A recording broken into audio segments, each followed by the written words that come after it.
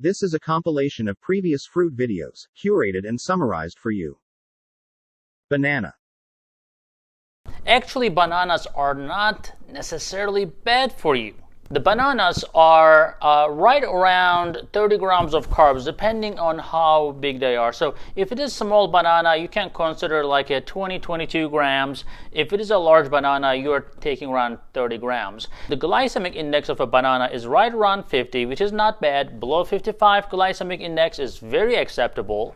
If you're type 1 diabetic and a banana is your breakfast, and you know that you take insulin for your carbohydrates, or you're taking 1 unit for 10 grams of carbs, and you're having a large banana, that's 3 units.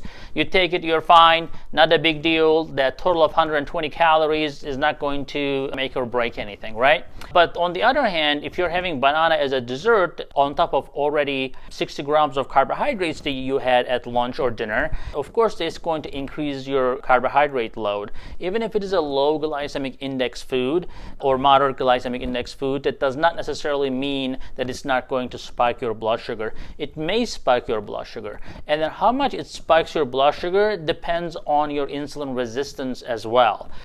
Peaches. Peaches are actually very good. If you have diabetes and you want to have a fruit, you can go for peach.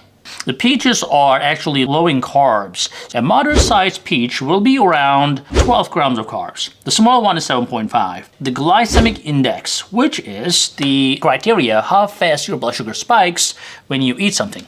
Well, with peaches, that is around 28 to 56, around there. So it's less than 50 overall, which puts the glycemic index in the good category, right? Peaches are really good to avoid obesity and diabetes. Yeah, you guessed it right. It's full of fiber. It doesn't spike your blood sugar as fast. It is glycemic index is low. And as long as you eat in what? Yeah, I hear you. Moderation.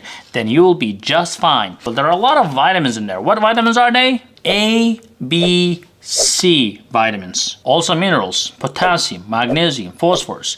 So these are great vitamins that will help you in many antioxidant functions. Peaches have been useful for treatment of anemia, bladder infections, kidney stones, digestion problems, and so forth. Pineapple.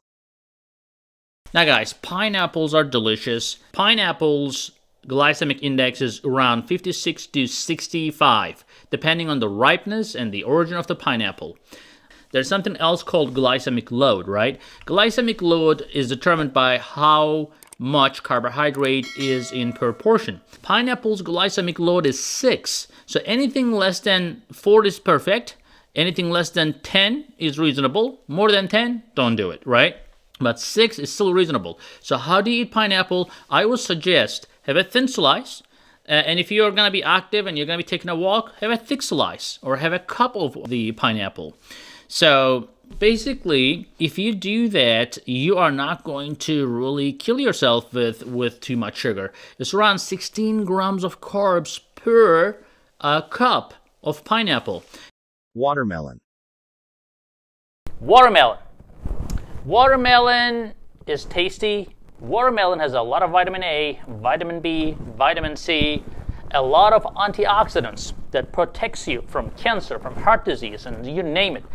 The watermelon is 90-95% water. You have to consume a lot of it to be able to really spike your sugar high. 1 cup of watermelon is only going to give you 12 grams of carbohydrates. Glycemic index is around 70 or 80 for watermelon, which can spike your blood sugar.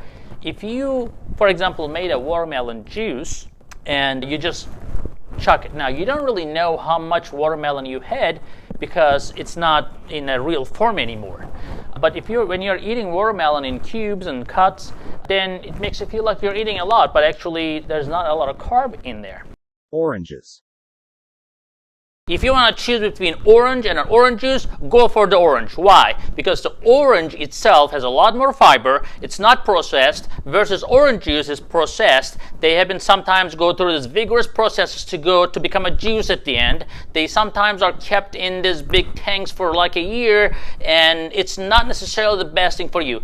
Freshly squeezed, if you're going to have it, that's your best bet. But I would not go buy those from the grocery store that has been sitting there forever whatever. Now, that's number one. Now, when it comes to how much it spikes your blood sugar, now it does spike your blood sugar 3 times more if you drink orange juice versus you eat that orange. That's because you're eliminating, again, the fiber and all that, and then anything that's liquid, it definitely is absorbed way faster to your blood. So when you look at the glycemic load, which is a combination of glycemic index and how much carbs you're eating, is 3 times more glycemic load that comes with orange juice versus the oranges. So I would definitely suggest, if you're going to have orange, go with the orange, not with the orange juice. So glycemic index, again, for orange juice is around 60 to 70 versus the glycemic index of an orange is 40, which is actually not bad at all. Anything less than 50, 55 glycemic index food is a good carb.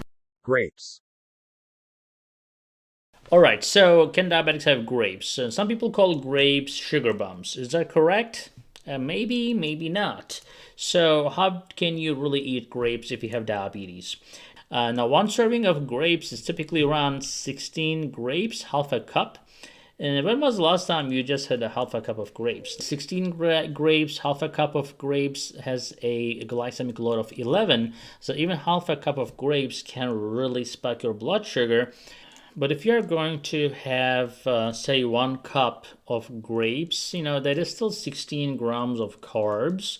But since glycemic load is a little bit on the high side, it will probably spike your blood sugar regardless. Apples. Now let's compare the 2 apples. Now apples have a glycemic load of 6, and that's very good. And it's rarely ever people eat more than 1 apple, right? So that's why I think apple is a better choice, because you are basically having 1 apple, glycemic index is low, a small apple is around 15 grams, and you have your fruit, you're good to go. But it's a lot easier to go overboard with the grapes. And given that the glycemic load is almost twice as apples, I will definitely prefer apples over grapes. Cherries. Let's talk about really what's the effect of cherries. Now, what is the glycemic load of cherries? Is around 13. So it's a high glycemic index food, and it can spike your blood sugar even if you do not eat too much of it. So glycemic load, remember, anything more than 10 is not good. Anything more than 20 is pretty much a suicide for diabetes. Anything, between 4 and 10 is acceptable, but once you go above 10, you're taking chances there, more than likely will spike your blood sugar. Now, if you are having around 1 cup of cherries, that's around 15 to 20 grams of carbohydrates in total.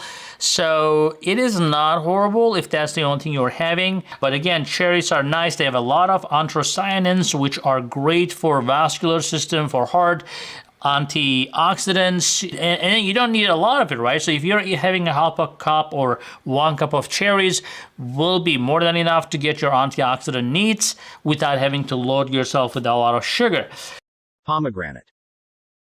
Did you know that people with diabetes who actually drank pomegranate juice for 3 months had a lower risk of atherosclerosis, which is hardening of your arteries or artery stiffening? Pomegranate juice actually appeared to reduce the harmful LDL cholesterol levels. What are the real benefits of pomegranate? Pomegranates include flavonoid antioxidants, which have potent anti-inflammatory properties, reducing the consequences of high blood sugar, such as muscle soreness, exhaustion, and everything else you may be experiencing. Also, there are substances in pomegranate that reduces the resistant hormone levels. So the higher the resistant hormone levels, the higher the insulin resistance, unfortunately, which causes the problem in the glucose uptake in your body. And that results in glucose accumulation in your blood, and there you go, you have diabetes. Let's get to the nitty-gritty part of eating pomegranates, guys. So the pomegranates actually are 14 grams of sugar per 100 grams. So don't let that deter you though, but pomegranates provide still 7 grams of fiber and 30% of daily vitamin C requirement in that 100 grams. The glycemic index of pomegranate is 53. This puts the pomegranate juice in the low glycemic index category, which means that it is slowly ingested and digested. It also has phenolic chemicals, and it helps with the actually weight loss, and the fiber in it helps control your hunger and appetite. So what other benefits do we get from pomegranates? Well, there are numerous health benefits that, for example, has been shown to reduce the arthritis pain. It lowers your blood pressure, preventing heart disease as we discussed, fighting the bacterial and fungal infections, and improving cognition. So we have vitamin C, vitamin E, vitamin K. They're all immune boosting elements. They're all found in pomegranates. The only problem that you may experience with eating too much pomegranate is severe constipation, and some intestinal blockages have been reported as well. Apricots. So let's talk about apricots. Now, why I'm comparing the apricots or 5 apricots to 1 apple? Well, because the calories in 5 apricots and carbohydrates are very similar to 1 apple.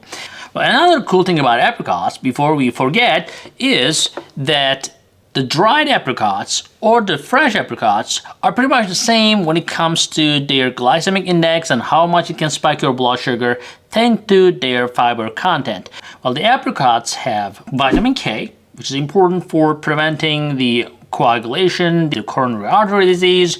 It has iron, it has calcium, potassium, vitamin A, and all these vitamins are, believe it or not, more than the vitamins that are present in apple. So the glycemic index of the apricot is 34, which is really low in our scale. If you're having a portion of apricot, a cup of apricot, let's say, would be a small load. So the glycemic load in that case will be around 4, which below 10 is considered good, below 5 is considered perfect. So that makes the apricots as a perfect snack for someone with sweet tooth and diabetes, someone who wants to reduce their complications due to cardiovascular disease, someone who wants to have bowel movements. It's interesting that actually apricots have a laxative effect. So if you really have constipation issues, that may be the perfect solution for you, the perfect natural solution for you.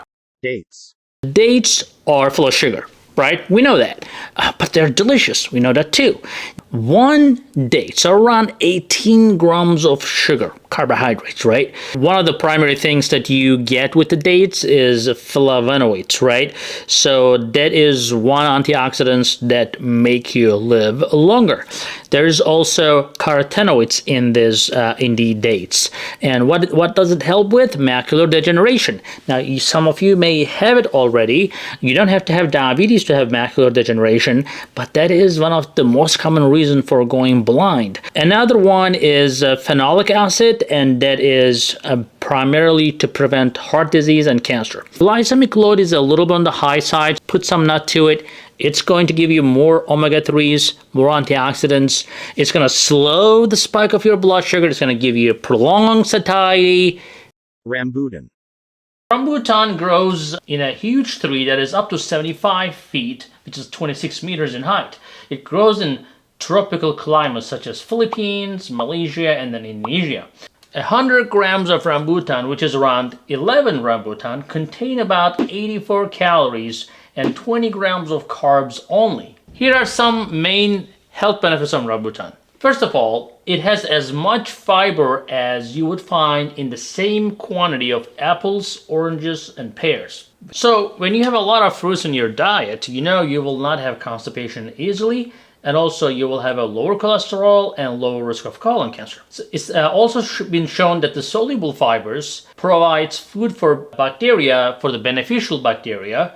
As a result, these bacteria produce short-chain fatty acids. These same fatty acids are essential nutrition for the cells in your gut. These short-chain fatty acids can also reduce inflammation and improve the symptoms of intestinal diseases, including but not limited to irritable bowel syndrome, which is known as IBS, Crohn's disease, and ulcerative colitis. What else? Rambutan is very rich in vitamin C, which is an important antioxidant protecting your body's cells against damage and infections. So eating 5 rambutan only will meet 50% of your daily vitamin C needs, which is around 10 grams only.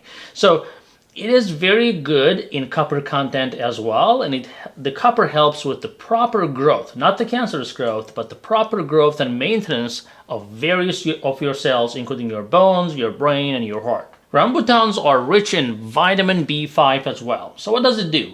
B5 plays an important role in helping your body convert food into energy. So vitamin B5 is available through food, so it cannot be produced in your body. So it is an essential and important vitamin to consume. So you have to consume around 5 milligrams of B5. So rambutan offers small amounts of manganese as well, phosphorus, potassium, magnesium, iron, and even zinc. So how does rambutan help with the weight loss? Well, in addition to its high insoluble fiber content that keeps you full, the soluble fiber in rambutan can dissolve in water, and it forms a gel-like substance in your gut that helps slow the digestion. So it also helps reduce the appetite. So that's how it works. So how does it help with the infections then? Well, in addition to the bunch of vitamin C that you're getting from rambutan, which you should know by now if you already watched my vitamin C video, that it helps the risk of infections. But in addition to those, a lot of studies also show that it contains compounds that may protect your body against viruses and bacterial infections. So what are the other less known benefits of rambutan? Well, it may reduce the risk of cancer. So animal studies found that the compounds in rambutan may possibly help prevent the growth of cancer cells. Why you say possibly? Because these are mostly animal studies. So it may protect against heart disease as well. Again, another animal study showed that the rambutan reduced the total cholesterol and triglyceride levels in diabetic mice. As you may know from my cholesterol videos, how triglycerides can be related to heart disease. Well, last but not least, it can actually protect against diabetes as well. So if you have insulin resistance, rambutan may improve your insulin sensitivity and reduce fasting blood sugars and overall insulin resistance. That is the end of our video, guys. So I hope this video was helpful. If it was, remember to like, share, and subscribe. Remember to watch the hundreds of other diabetes and insulin resistance and weight-related videos we have. And remember to share. Talk to you later, guys. Hey guys, I hope you're enjoying this channel so far, and I hope you subscribed already. If you didn't, do it. And if you did, watch this video right there. I think that will help you too.